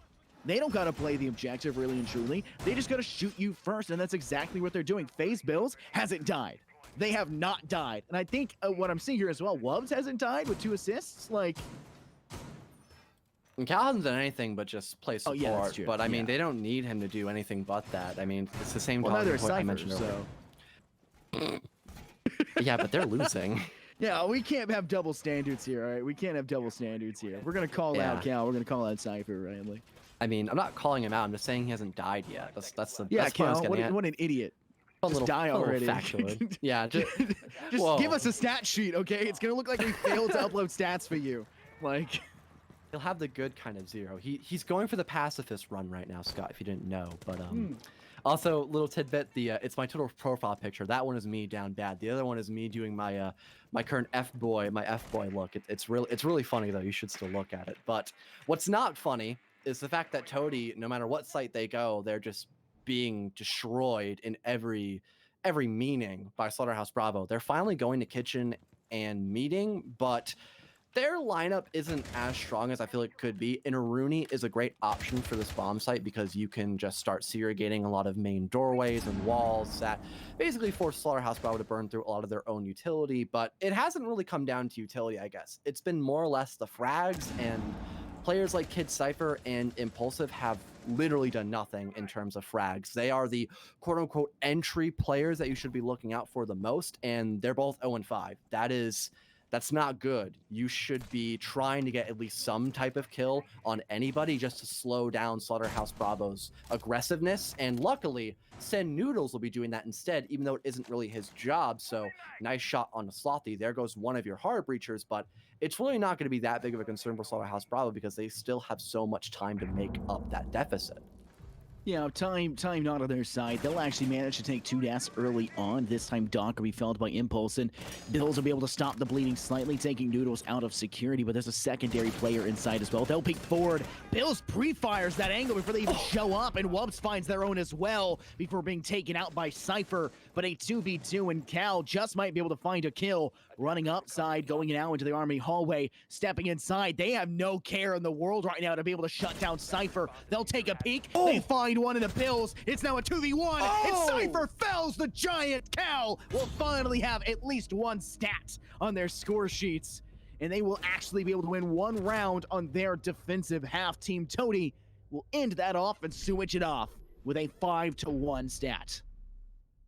Oh, I mean, the damage has already been done, but at least they pick up one round in compensation. Still, though, that should have been a win for Slaughterhouse Bravo, because the Nomad pick of Cal, he could have thrown a stun grenade, and then Ash could have wide swung around that corner and just removed Jaeger from the equation. Then a 2v1, you have vertical play and a decent amount of time to spare. You get that plant down, use some of those air jabs to deny the push coming out by the lone defender, and just win because of that. That should have been a win for Slaughterhouse Bravo, but they just made one minor mistake, not pushing out Cypher the proper way. And it cost them one round. But does it really matter, Scott? I think the answer is no, because they just won 5 friggin' rounds in a row on the attacking side of Oregon. And now they're defending. They can just win this top and basement floor, and that's it. That's the game over. One round away from flawlessness, and they'll just take the 2-0 map victory and be on their way out of here. I don't think it really matters. I mean, they can just say bye at that point, right? I mean, they can just leave. At this point in time, Slaughterhouse Bravo can make a billion mistakes, and somehow Team Toady will fail to capitalize on them. And I don't say that to be rude. It comes off as rude because it's true. And the truth hurts sometimes. You know, facts don't care about your feelings. All right? Facts. I'm glad we're on the same page, Scott. Thank you. Yeah, we're in sync here. We're in sync here. But in this scenario, Team Toady just haven't found what's been able to work for them. I say take this L, which you are obviously doing as of this current moment, and just work on the next team. Prepare again. You're going to have to face Slaughterhouse Bravo again at some point in time, more than likely, if I remember correctly. You're going to have to face them again. Just do better next time. Play better. Do better. Be better people. Isn't that the quote from Bob Ross or whatever? Just be better people? Or was that the other really nice old man TV show? I can't remember. I don't know. You're thinking of probably Mr. Rogers. That's it. Yep, that's it. That's exactly what it is, yeah. Ooh, first pick coming through. This time, so Wubs will not be taking the dubs. Korn will be able to succeed and putting themselves in a good spot. Korn even saying don't. Korn is trying to now tilt Slaughterhouse Bravo's side in hopes that maybe it'll even it back out, but I don't think they care. I'm going to be really honest with you. I don't think they care. No, Wub's probably laughing that he just lost that fight, and Korn's getting all angry about it, like a little kid just trying to just beat somebody up that's far too big for him. And Bills is going to be that bigger kid. He gets rid of natural. There goes your Nomad pick and your main advantage. Now it's a 4-on-4, minute 40 on the clock, 4-4-4. Haha, good old school reference. But it's not looking that good right now for Team Toady, even more so, because if they don't start clearing out this utility or players in the middle of the bomb site, then they're going to be in a whole lot of trouble. But a beautiful grenade by Cypher goes all the way through and connects on the Cal's body. Now the man advantage back in the favor of Team Toady, but again, it will be equalized by Slothy on the mute pick. So all that hard work basically done for nothing, and now Bills basically taking the spot of Cal's dead body can basically deny this big window push just so long as he plays patiently. And on top of that, you have Slothy playing underneath. Maybe he can go for a nasty C4 angle, or at least deny this white window push with the SMG-11 at hand. He'll light up Kid Cypher, but he's not going to be able to connect any more shots. Impulse removes him from the equation, now with 3-on-2, but there's still plenty of hope for Slaughterhouse Bravo to bring us into match point. Absolutely, and unfortunately, our feed is a little bit frozen, so I'll be a couple seconds behind in terms of that relocates itself. But as of the current moment, still that 3v2. I think we're back into it, yes, indeed. Doc holding a tight angle, looking towards that armory doorway. Now maybe trying to peek a hole through the wall they have created, catching a player off guard. But they seem to want to be pushing at least one player towards armory. It's not really seemingly working as of the current moment, and time is most definitely not on their side as things get ever closer. Bills in a firefight, downing Cypher outside, returned, and it's going to go as Toady was able to find themselves a round win. Apologies, everybody, as our feed is down bad, much like Team Tony is at the current moment. It is in about 2 FPS and frozen every other moment. I'm not sure exactly what's happening, but Team Tony will be able to find themselves a round win, bringing it up to 2 for themselves. But Slaughterhouse Bravo, they just need 1 to get match points, and then they just need 2 to end it all. Yeah, sorry about the minor technical issues. We'll I already hope to get that apologized. You don't gotta sorted out. apologize again. That's my No. thing. I'm the nice guy. All right, You want I'm to the play nice bad guy. cop? Yeah, You don't you're a wanna see bad that. cop. All right. Let's say you've been a No, bad no, no, no, girl. no, no, no, no, no, no, no, no, no, no, no, no, no, no, no, no, no, no, no, bad, bad. All right, all right. Take it away. You're going out. You're going to jail. I only apologize because I was just I don't know, I was out of it for a moment there. That's rough. But what's even more rough is that although Toady won that round win, they still have a lot to do. They're still down 3 rounds and they're on the attacking side. Like you mentioned earlier, Slaughterhouse Bravo can make a million, bajillion, gazillion mistakes and they can still win it somehow just because they're defending on Oregon and they're just a very well-regimented team that anticipates a map like Oregon to be played time and time again, and they simply know what they're doing. And their lineup definitely speaks for itself as well. They've got plenty of great operators, the Malusi, the Maestro, Smoke, just plenty of annoying operators to slow down these pushes coming out by Toady. So if not dealt with properly, they're just going to be buzzed everywhere, zapped, and just coughed up time and time again, which is not enjoyable to say the least. Offed up. Yeah. Offed up. So they're going to be swallowed and then thrown up, like just like. Bleh? Well, maybe not Is that. that what you're getting at? I meant cough as like because you're inhaling all that fumes from smokes, like you're coughing because you can't breathe properly. Yeah. So like pepper spray. That's what I was going for. Huh? Like being pepper sprayed. You ever been pepper sprayed exactly. before, fellow? No, I have not. Yeah, it stinks. Don't do it. All right. I want to give no context to that story as well, so you think something's happened. But I've been pepper sprayed. My friend's dad was a cop, and he asked if he wanted to try it out. It was fun. Don't do it. It's about 5 hours of cleaning that stuff out of your face. It's a pretty terrible experience. But like you said, I mean, toxic babes are essentially just that. We don't actually know what's in the canister, but having to deal with those is very annoying to have to go for. And even if Cal hasn't necessarily been able to connect to any kills, they have gotten 1 assist. And that already is perfection incarnate for Cal. They have managed to put themselves on a stat sheet, have managed to bring themselves up to a point of maintaining a status quo, but send Noodles, sending Slothy to the afterlife. They'll be taking the first L. Cypher looking to drop out of the Gemini drone to maybe gather some information, and there is information gathered to the player. They know they haven't cleared the shield. They have the Banshee marked to the side, the northern edge of this bunker push. But they're able to find a kill elsewhere. Doc connects into Impulse with the 416C. They'll gone 6 out the Banshee. Peeking 4 natural is not able to take the kill, but Doc will be able to instead finding it. And Noodles finds Doc on a refrag. It's a 3v3 back tied and a minute left in this round.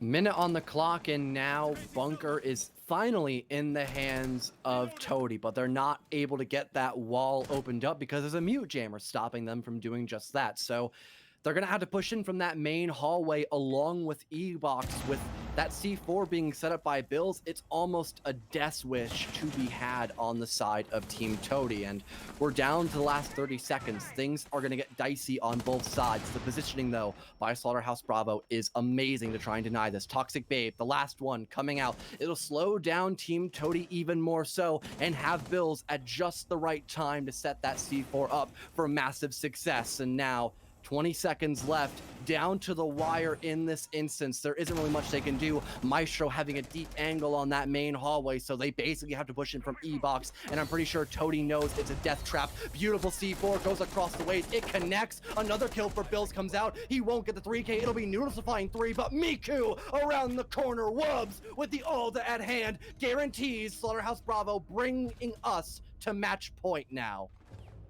1 round away. I wanted to say day, and it just kind of fell apart. 1 round away here. Slaughterhouse Bravo are nearing a completion here, mirroring the exact score, if I remember correctly, of last map. I mean, we had seen Team Toady be able to find themselves some round wins, be able to find something going for them. We seemingly have an issue at hand once again, and there we go, we're back. Uh, there seems to be a couple problems, I would guess, with Slaughterhouse's last attempt, the one previously for that round, to hold on as Team Toady was able to find that success. But I attribute it to the fact that Team Toady was able to find 8 kills. They were able to find impactful kills elsewhere. They were able to cut off some of those rotation holes of Slaughterhouse Bravo. And I guess that I attribute that to the fact that it was second floor, but we're going back to the second floor. We're going to see Slaughterhouse attempt to replicate that. They're going to attempt to maybe try and find themselves yet another and final round win and replicate that same 7-2 scoreline we just saw in Villa. They had the luxury to do it, though.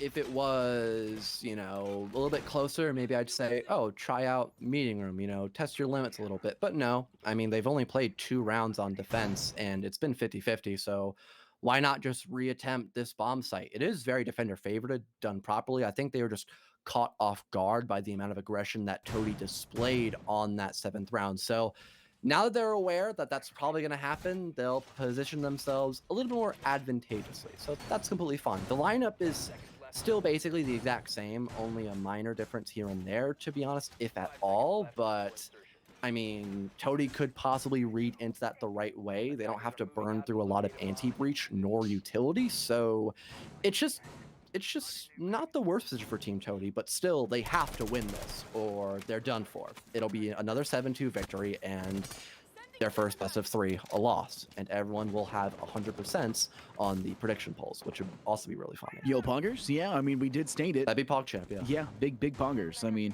9 out of 10 PogChamps? Definitely not Pogged, that's for sure. But I think that right as of the current moment, Team Toady is kind of taking an aggressive stance. They've taken a Gemini drone through into kitchen. They've actually just tossed another drone in as well. Korn's looking for maybe an entry kill.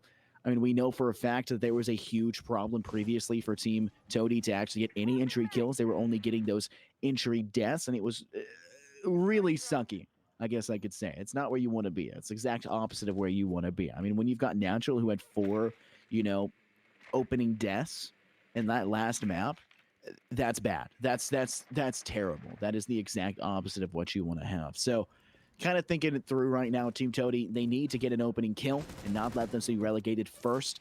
They're looking to maybe put some aggressive air jabs to stop maybe Slaughterhouse from going for an aggressive peek as well, but I'm not necessarily sure that's going to work. They'll Gemini drone out, gathering for more information with Mute Jammers about. They're not going to be able to get much because that Gemini drone is kind of weak to those Mute Jammers. You can't really step in if you're just getting jammed out.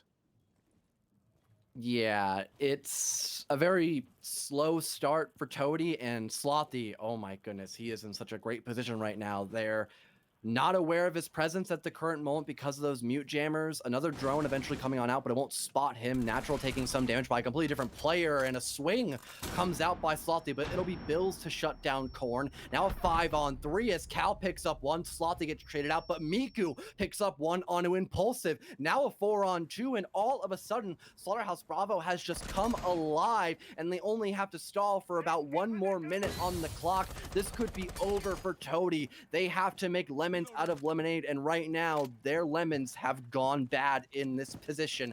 They have to find at least 1 or 2 more kills to bring things back, and they're not in the best position to do that. Wide swing comes out by Noodles. He'll win his gunfight, but they're still down 1 player in this 2-on-3. Now 30 seconds left on the clock. Noodles in a horrible position. Bills markets off of that. There goes your planter down the drain, and it's all up to Natural now. Can he win this 1v3, or will this be all over for Team Toady? We can only find out right now, and he's trying to find some shots through the Toxic Babe, but he cannot connect a single bullet onto anybody, and this is in fact the end for Team Toady. Miku wraps things up, absolutely popping off on that matchup on Oregon, and another 7-2 will be had for Slaughterhouse Bravo. What a spectacular way to finish that one off. Slaughterhouse Bravo taking it in back-to-back 7-2 victories. And not just any normal 7-2 victory. It's a little bit more lopsided than initially would have been thought. A little bit more lopsided than I think very many people ever anticipated. And while it was a little bit close in one of those rounds, ultimately, it doesn't matter. It is going so heavily in favor of Slaughterhouse Bravo. We are in a perfect setup so far. An absolute perfection across the board for the how do I phrase this? Prediction polls that came through. So if you want to pull those back up here, producers, so we can see what those look like, I think he still has the ability to do that. Uh, Spectacular. Everybody here for our lineup, for our production, for our broadcasting has predicted Slaughterhouse, and unfortunately, while you do have to see Chief's face, he was also correct about Slaughterhouse. So that is an unfortunate happenstance, but not an unanticipated result here from the SFCL staff. Strike X, the old Strike X roster, they play spectacularly in a lot of ways. It's just a bad match against Slaughterhouse Bravo, which is just a powerhouse in this scene. And while they, I guess, struggled a little bit in another T3 league that is well known, they definitely are not struggling here in week one. But nonetheless, we're going to be taking a short break. I think we're going to have an interview pretty quickly afterwards. This break's only going to be like 2 minutes, I promise you. And this is not just me saying that so that I can lie about it to you guys. No, this is actually to just speed my broadcasting crew up so that we're not making you wait 10 minutes on a break by making promises that they have to abide by. But we will be right back. 2 minutes. We'll get ready for this interview. And then right after that, we'll get you guys ready for the next game. So stay tuned and we'll catch you guys real soon.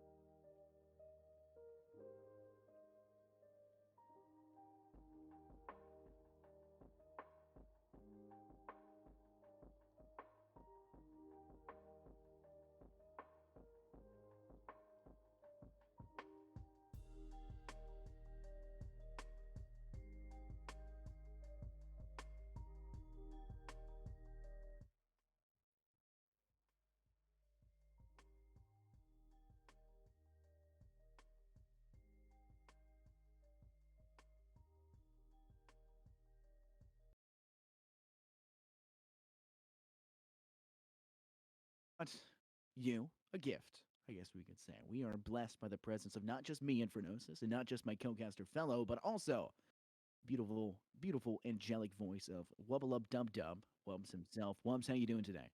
Hello, everybody. I'm doing well. How are you guys? I'm doing great. Good, good, good. So you just came off a win against Team Toady, and hmm coming into this one, did you have any idea who Team Toady was? Honestly, no. I'll be honest, not to be rude.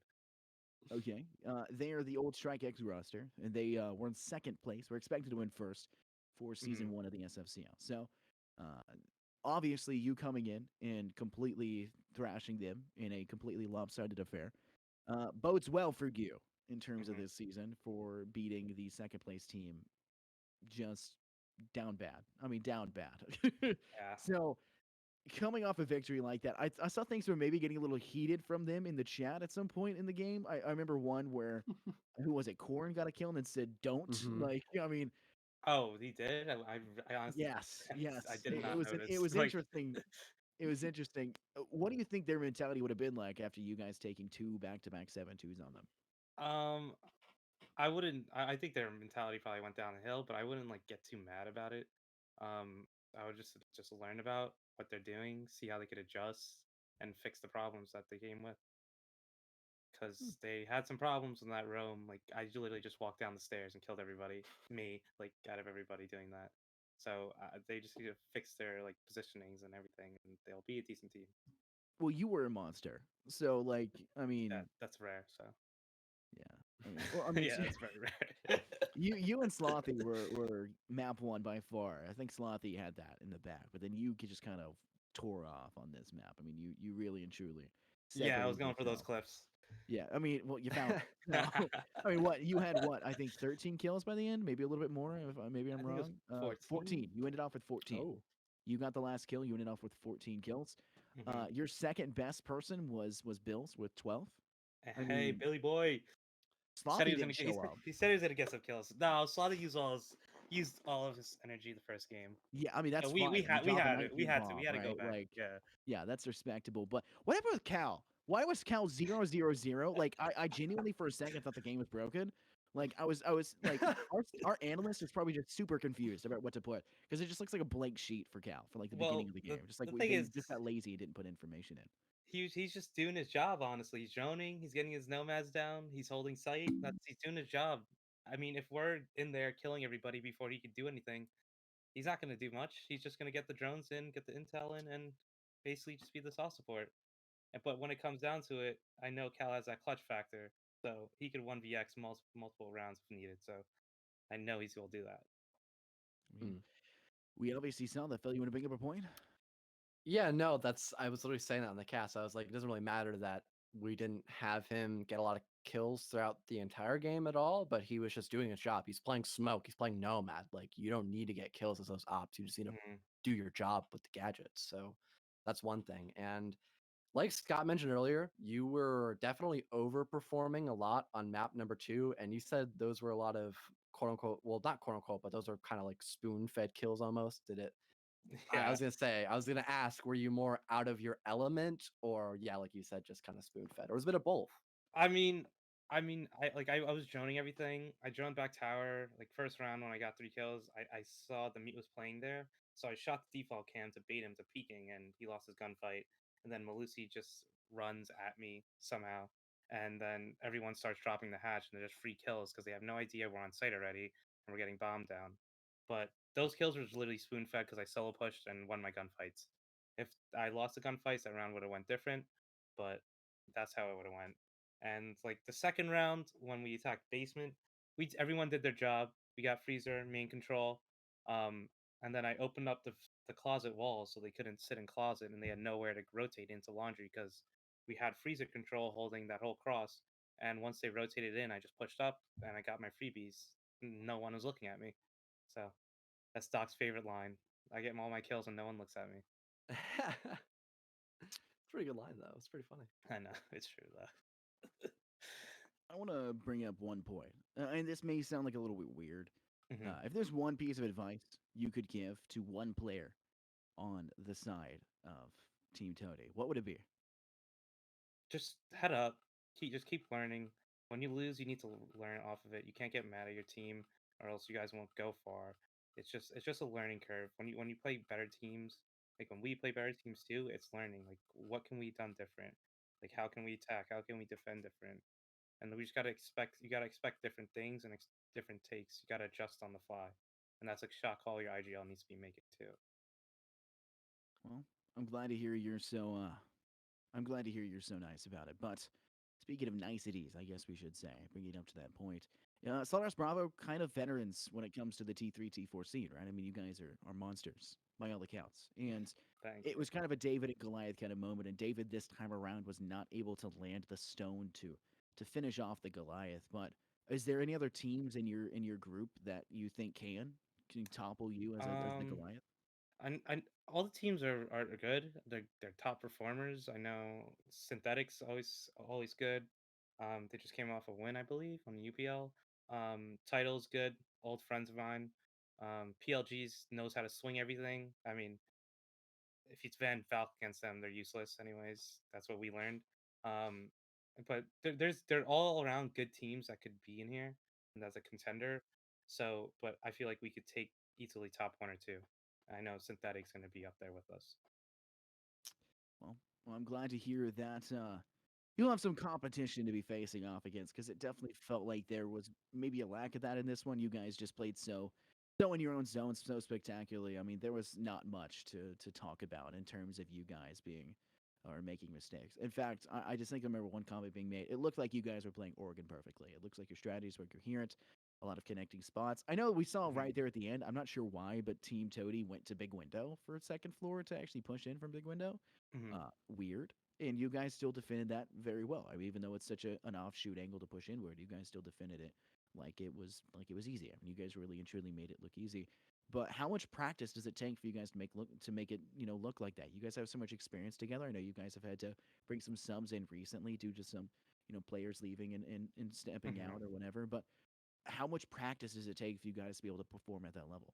Um, well, I'll be completely honest. We haven't practiced in, I'll say, 3 weeks.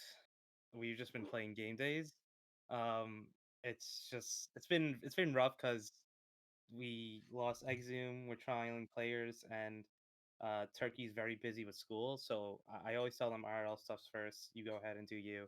Um, but if we ever need you, I'll come and ask if you could join. Um, but it's been rough. But once we get the solid five down, we're gonna start scrimming again. We're gonna start being at our top peak performance. Because our Oregon was looking pretty shabby before, and today it looked really good for some reason, even with two subs that I had to tell them what to do on the flies. So hopefully it'll go on better, and hopefully we'll get our core five and then start scrimming, and we can take on every team in T3. Yeah, I mean, if that's what you guys are looking like with two subs and literally like no practice beforehand for the most part, that's pretty damn impressive. Like I Sheesh. want to see you guys moving forward in this second season. You guys are gonna be like a force to be reckoned with as is. That's Thank you. best of luck to you for that, man. I'll be rooting for you now a lot more than anticipated, man. Thank you. Thank you. Absolutely. So I'll give you a second to talk about who's been behind you, who's been supporting you along the way. If you want to shout out those people. I want to thank Slaughterhouse. I want to thank the boys in my Discord, Riot, Bry, and I want to thank you guys for casting this game. And that's really it. Just want to thank all the boys for supporting coming out. All right, well, you guys had a spectacular game. It really showed with the match result that came through. Good luck in your next matches. You're gonna have some work cut out for you, but I have full confidence in such a Goliath team like yourself. So thank you very much for the interview, and we will see you later. No problem. Take care, guys.